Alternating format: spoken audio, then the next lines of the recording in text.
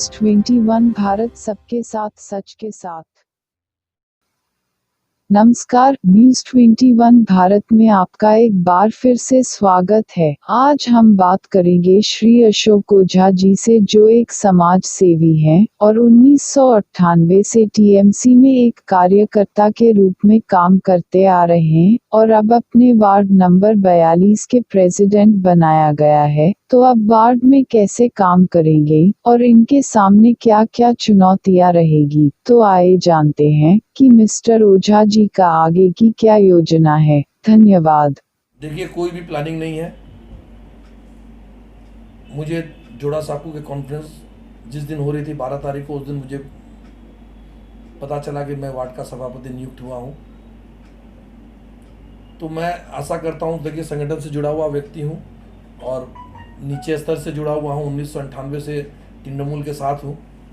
तो मैं चेष्टा करूँगा कि वार्ड के जितने लोग हैं जो तृणमूल कांग्रेस करने वाले हैं, मैं सबसे मिलजुल कर पहले संगठन के स्थिति को समझने की चेष्टा करूँगा। और जहाँ तक मेरी जानकारी है,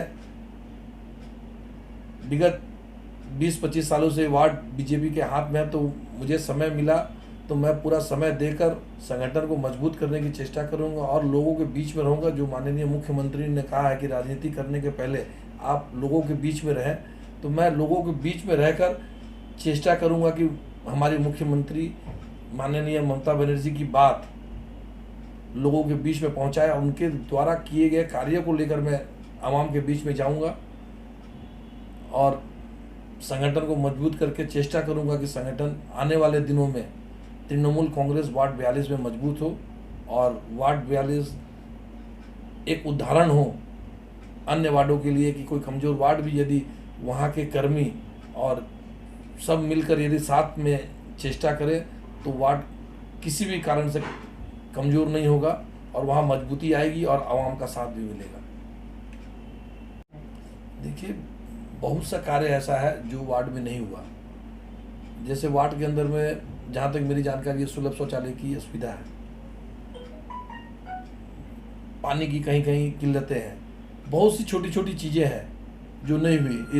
इस कोरोना काल में तृणमूल कांग्रेस के कर्मी तो रास्ते पे दिखे, लेकिन दूसरी पार्टियां जो पावर में है वो नहीं दिखी। तो बहुत सी खामियां हैं। फिर मैं अपने साथियों के संग में बैठूंगा, तृणमूल कांग्रेस के जितने हमारे भाई हैं, जितनी हमारी विंग से, सबके संग बैठकर जानकारी लूँगा कि किस तरीके से क्या क्या सुविधा है।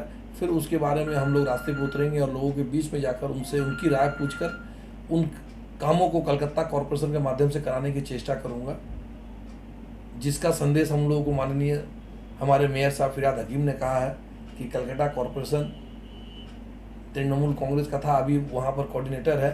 तो हम लोग उस कोऑर्डिनेटर के बदौलत, हमारे माननीय जो कोऑर्डिनेटर फिरहाद हकीम साहब है, उनके बदौलत हम लोग चेष्टा करेंगे वार्ड में जो जो काम रह गया है, जो नहीं हो पाया है लोगों की तमाम सुविधाओं के लिए, उसको करने की चेष्टा करूँगा। और लोगों की जो भी शिकायतें होगी, लोगों की जो भी तकलीफ़ें होंगी, उनको हमारे ऊपर के जो लीडरान हैं, चाहे वो हमारे एमएलए हो, हमारे एमपी हो या हमारे कॉरपोरेशन के मेयर हो, मैं उनके तक पहुंचाने की चेष्टा करूंगा और उस काम को करवाने की चेष्टा करूंगा। धन्यवाद।